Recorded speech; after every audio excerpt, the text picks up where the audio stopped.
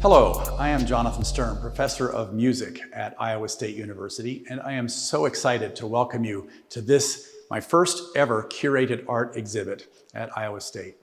Several years ago, when I was in my first term as president of the Iowa State Faculty Senate, I was invited to give a talk at a prior REACT exhibit.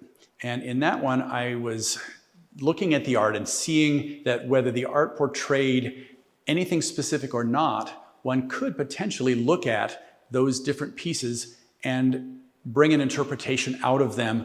In that particular case, it was about walls and bridges. And following that gallery talk, Lila Anderson and University Museums approached me and asked if I'd like to try curating my own show.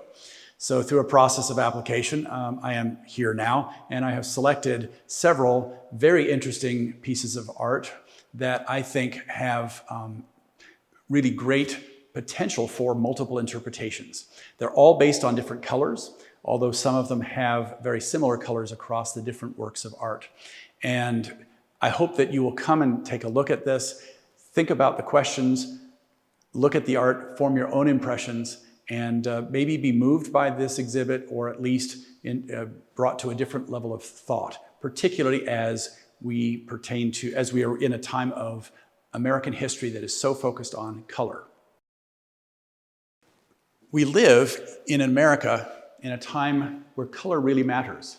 Whether you're thinking of white supremacy, Black Lives Matter, the Rainbow Pride, Green New Deal, all of these are aspects of American society right now that we're very familiar with, and they all revolve around color. And that is the basic premise of this exhibit. So as I show you first, over here to my left, complete absence of color. Completely white piece of art, work of art. As you look at this though, up close, you will see that it is an embossed version of the Birmingham News. And look at it carefully when you're at the exhibit, and you will see that this is coming right after Martin Luther King's protest and speech and letter from prison, but done in a completely white format. The color in this particular work of art truly sends a message beyond just a piece of paper. That's part and parcel of what this exhibit is all about. On my right is another very evocative lithograph, this one called Border Crossing. And some of you may recognize the content of this lithograph manifested on our campus in a big sculpture by the same artist, Luis Jimenez. It's on the grass outside of LeBaron Hall and McKay Hall. This border crossing theme struck me as so relevant to modern America, where we are talking about immigration in very heated ways a lot of the time. But what really struck me about it was the use of color in it.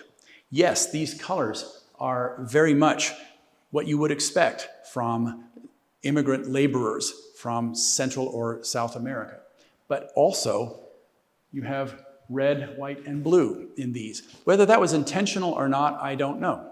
But it was as I picked that up, it struck me. And I thought that's worth thinking about as not just an image of immigrants struggling to find a better lives for themselves, and also, if you look very carefully, for the future of their family and that baby that she cradles. But also, it's a statement of our country at this point in time.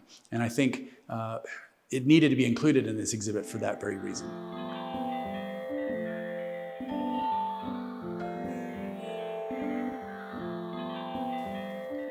Another really fascinating work of art here by Renata Sack, entitled The Importance of Red. I really hope you will come and just look at the size of that red dot and look at how it bleeds out into the white paper on which it is printed. This is not a self-contained piece of red. This is red that integrates. And without that one little bit of color in this painting, in this work of art, you would have a completely different impression. Emily Arthur's Cherokee by Blood is another work of art that struck me as not only beautiful in its own right, but also having a message, at least for me as a viewer. The beauty of the art not only the subtle blues and whites that at first look for me made me think of clouds and a sky, but as I thought about it more and more, it made me think about the uplifted spirit, hope, and those kinds of a little bit deeper and more complex emotions. The birds that fly across in not only blue or black, but also in kind of an invisible sense, were, I think, a beautiful way that she worked the materials and the media on this work of art. Cherokee by Blood, then there's a series of statements down here which I highly recommend you take some time to look at. But they fade in and out. They are not in a very indelibly deep printed ink. They are almost invisible at some points in time. And my feeling was, what struck me about this was, in 2021 in America, the indigenous peoples are often invisible to us. And they will come across our consciousness for a moment, and then we go about our normal day and we don't think about the indigenous people at all. And to me, this painting really does portray that aspect of our modern American culture beautifully. That's my interpretation, not forcing it on anyone, but I thought that was worth including in the exhibit, at least to raise that as a possible interpretive idea. This next painting, Cap of Invisibility by Sarah Grant, was one of the first that really galvanized what I wanted to do with this exhibit. And it has so many colors in it, and the title is itself so evocative. But particularly what drew my eye was down here at the bottom of the painting, where doesn't that look like an American flag, or a portion of it? The title that Sarah Grant gave this, Cap of Invisibility, something that hides you, something that makes a person invisible. And I began to ask myself, what are we hiding in this country? What are we trying to keep invisible, or what is invisible even without our conscious efforts to keep it from being in the light of day? And that was one of those first influential paintings in my thinking about how might I frame an exhibit like this. It's a very powerful and evocative painting to me. It may not mean that to you, and that's totally acceptable. That's what this exhibit is about, is just asking questions. Does that strike an accord with you, or not really particularly in this painting?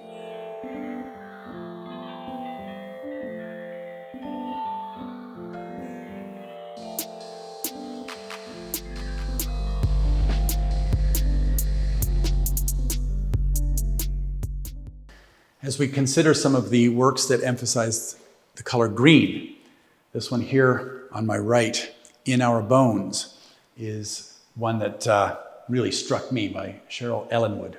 Notice the leaf, the green leaf that is in the place of a heart.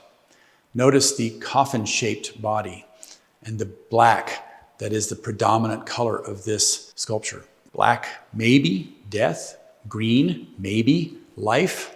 The leaf, maybe the future of the planet, and the point where we have our greatest sense of feeling traditionally in our hearts. So this one really spoke to me as presenting, particularly with its title, In Our Bones, something that brings humanity and nature into a very close alliance in this artist's mind, and provoked a lot of questions for me. Similarly, over here to my left, La Yareta, and this is a living organism. It is like a plant-like organism in South America, so green and yet in such an arid environment. And particularly as we talk about things like the future of the planet and climate change, global warming, and what the impact of our species has been on our home planet. This one particularly struck me. These are ancient organisms, thousands of years old. And here we are potentially threatening them. And so I wanted to include that in the exhibit as well. As I've mentioned before, you'll find reds, whites, blues a lot in this exhibit. And over here, you see Alison Czar's Wash Tub Blues. I invite you to come and take a very much closer look at this one. It's a beautiful work of art on paper. The woodcut lines are very, very prominently marked and create an absolutely beautiful background texture to this painting. Indeed, it is an evocative, if not somewhat disturbing, work of art, however, because it does show an enslaved woman. The predominant color in this and the most nuanced color in this is still white, even so. And the black is very, very much sort of monochromatic to my eye. And that sends a statement to me as well. But even more than that, the only way that you see this person's face is in a reflection. And that reflection in the blue water actually takes some of the black out of the person's face and replaces it with more of a blue. And that also really struck me very deeply as I thought about that. And what are the implications of the reflection of the face and not the actual face itself? And the predominance of white and blue in a woodcut that is largely about a person of color.